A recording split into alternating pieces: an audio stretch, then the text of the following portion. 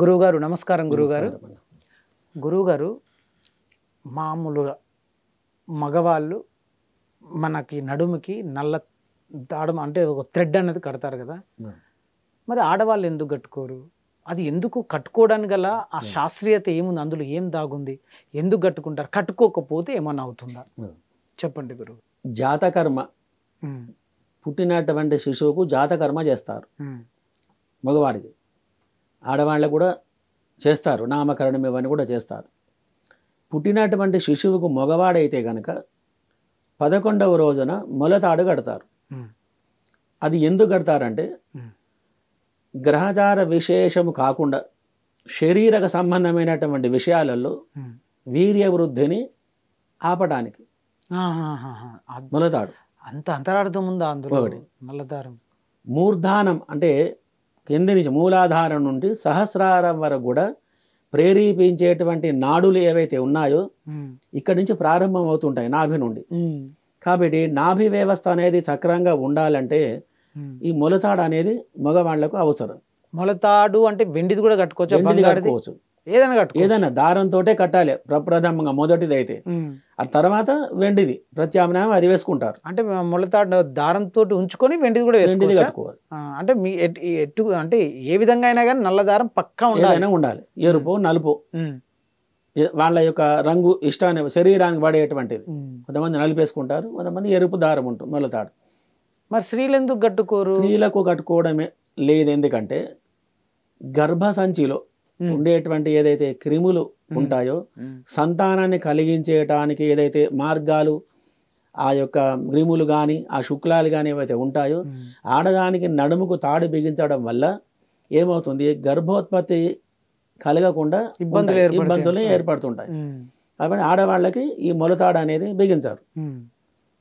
అది ఇంకొకటి, మగవాడికి మొలతాడు లేకుండా తిరగడం వల్ల గాడిద గాని అరుపు వింటే గనక అతనికి నాభిలో కడుపు నొప్పి అనేది స్టార్ట్ అవుతుంది. అవును, ఇది మా చిన్న ఉన్నప్పుడు మా అమ్మ కూడా వాళ్ళు వెళ్ళి ఇంట్లో మా అమ్మమ్మనే కానీ తాతయ్యని అనేవాళ్ళు ఈ మాట.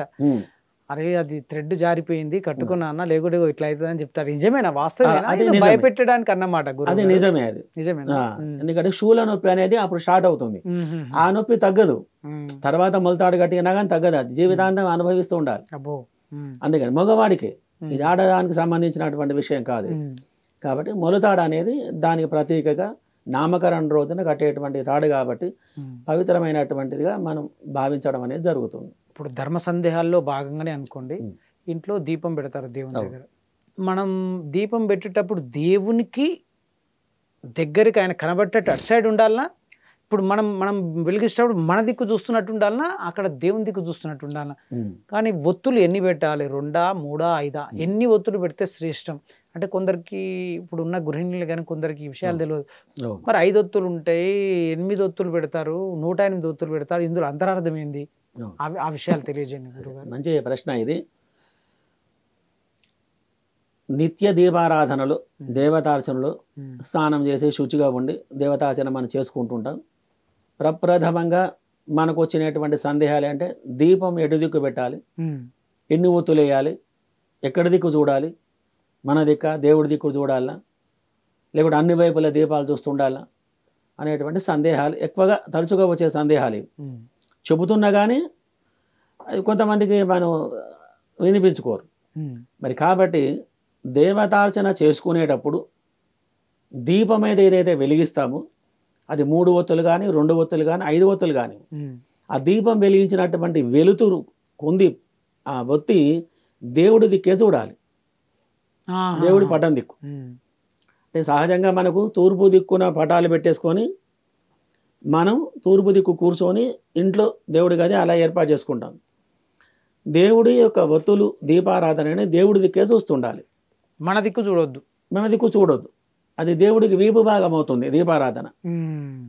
కాబట్టి ఇద్దరు దీపారాధన చేసి ఒత్తు ఇలా చూడాలి, అదే ఇటు సైడ్ ఇట్లా ఉండాలన్నట్టు. ఇట్లా పెడితే ఈ దీపం ఇలా ఉండాలి, ఈ దీపం తూర్పు అభిముఖంగా మనం కూర్చున్నప్పుడు ఆ దీపం అన్నది దేవుడికి దిక్కు కనబడాలి. మన దిక్కు కూడా కాదు, కొద్దిగా క్రాస్గా ఒక దీపం ఇలు, ఒక దీపం ఇలా, మళ్ళీ ఇలా ఆహాహా, 2 ఒత్తులు పెట్టేసి ఒక దీపం అటు ఇది ఇటు, అంటే ఇటొకటి పెట్టాలి, కొద్దిగా క్రాస్ లో ఉండాలి. 2 ఎదురుగా ఉంటాయి. ఉమ్, ఆ 2 ప్రమిదలు కూడా ఉమ్, దేవుడికి ఇలానే దీపం పెట్టకూడదు.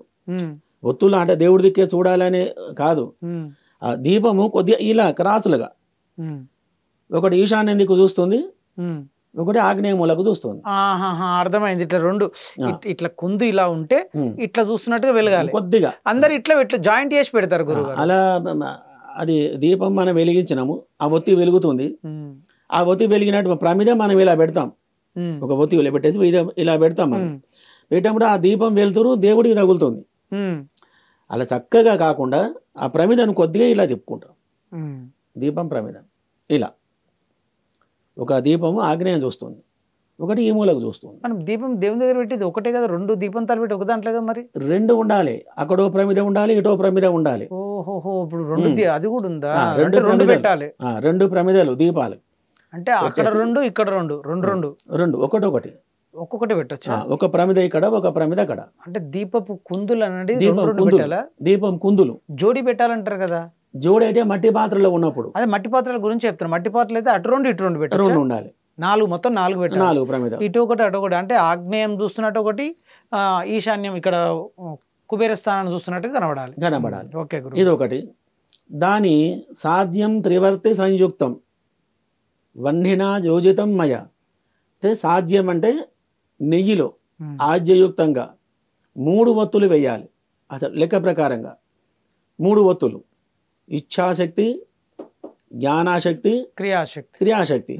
ఈ 3 శక్తులను ప్రేరింపజేసి 3 కలిపి ఒకటిగా చేయొచ్చు, 3 విడివిడిగా కూడా ఒత్తులు పెట్టవచ్చు. ఒక ప్రమిదలోనే 3, 1 2 3 విడివిడిగా, అర్థమైంది. 3 కలిపి కూడా ఒక్కటిగా ఒత్తిగా చేయొచ్చు అన్నమాట.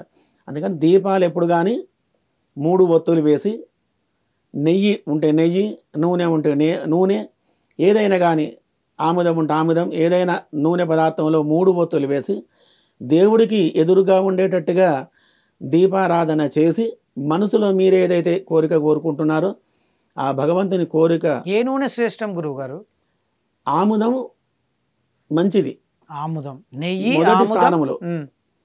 ఆవు నెయ్యి శ్రేష్టం. విప్ప నూనె అంటే కొన్ని నూనెల గురించి తర్వాత మనం చెప్పుకోవచ్చు. విప్ప నూనె అది ఎప్పుడు కూడా రోగాలు ఎక్కువగా ఉంటే, ఇంట్లో చికాకులు ఉంటే, విప్ప నూనె పెట్టాలి. మానసికంగా బాగోలేకపోతే, జ్వరాలు వస్తూ ఉంటాయి. అటువంటి సందర్భాలలో దేవుడి మీద భక్తి నిలవదు, మనకు చేసుకోవాలంటే నిష్ట ఉండదు, ఎంత చేస్తున్నా దేవుడి కరుణ మనకు అనుకూలంగా లేవటం లేదు.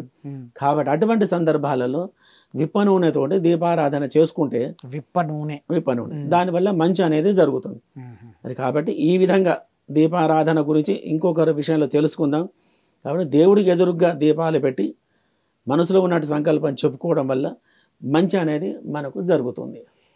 చాలా సంతోషం గురువు గారు. దీపం వెలిగించడంలో అంతరార్థం గురించి చాలా చక్కగా వివరించారు. ధన్యవాదాలు.